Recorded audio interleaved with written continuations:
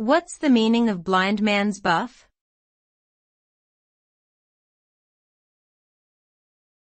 Blind man's buff.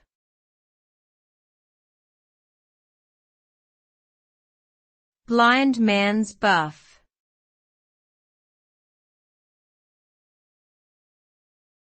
Blind man's buff.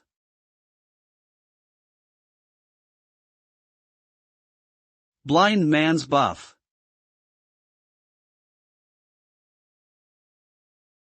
Blind man's buff is a classic children's game that has been played for centuries. The game involves one player being blindfolded and trying to catch the other players while they try to avoid being caught. The name blind man's buff comes from the fact that the blindfolded player is essentially bluffing their way through the game, relying solely on their senses of touch and hearing.